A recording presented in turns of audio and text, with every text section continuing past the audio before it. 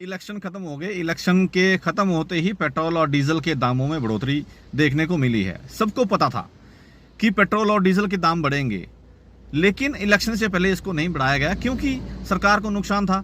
अगर नागरिकों को पता चल जाएगा, जिस जिन स्टेट में इलेक्शन हो रहे हैं आम आदमी को इस चीज़ की जानकारी नहीं रहती, तो जिन जिन स्टेट्स में इस इलेक्शन जो हो रहे थे, इलेक्शन के बारे में अगर उन लोगों को पता चल जाता कि सरकार जो है इस तरह के पेट्रोल और डीजल के दामों में बढ़ोतरी करेगी, तो शायद भारतीय जनता पार्टी को इस दर तक की जो जीत जो है, इस हद तक जो जीत मिली है वो ना मिलती शायद।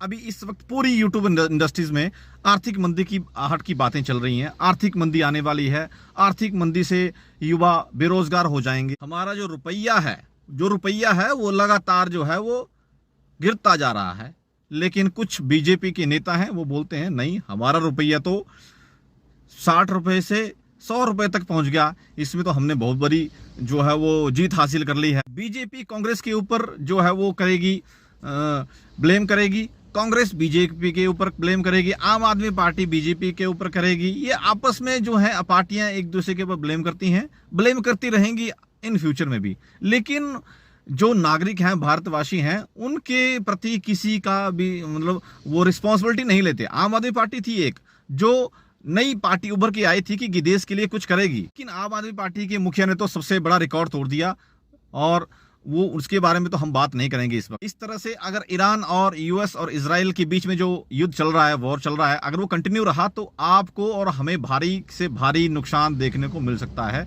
ईरान के युद्ध ने बहुत बड़ा इम्पैक्ट किया है पूरे के पूरे वर्ल्ड को, ना कि सिर्फ भारतीयों को, सिर्फ भारतवर्ष को ही नहीं, पूरी की पूरी जो वर्ल्ड है वो इम्पैक्ट हुआ है। जो डेवलप्ड कंट्री है, जो ऑयल प्रोड्यूस करती हैं, निर्यात करती हैं, उन कंट्रीज में भी 5%, 10% से लेकर 50% तक के तेल के दामों में बढ़ोतरी देखने को मिली है। अगर ये वॉर कंटिन्यू रहा तो भारतवर्ष में भी पेट्रोल और डीजल, पेट्रोल 120 रुपए से 150 रुपए तक कंटिन्यू की दर से कंटिन्यूटी में बढ़ेगा। और फिलहाल ही मुझे लगता है कि सरकार अभी और पेट्रोल के दामों में बढ़ोतरी करेगी। इससे सरकार का गुजारा नहीं होगा क्योंकि ऑयल कंपनियों को बहुत सारा घाटा हो रहा है। सोना ना खरीदें, विदेश में यात्रा ना करें, क्या ये लॉन्ग टर्म का सोल्यूशन है कि भारतीय करेंसी को जो लगातार गिर रही है उसको जो सेव किया जाए? क्या ये कंटिन्यूटी में सेफ रहेगा? क्या ये लॉन्ग टर्म में सेफ रहेगा? अगर हम सोना आज नहीं खरीदते हैं तो क्या ये लॉन्ग टर्म में सोल्यूशन है क्या? अक्टूबरों ने तो आर्थिक मंदी बोल बोल के सभी लोगों को बुरी तरह से डरा रखा है।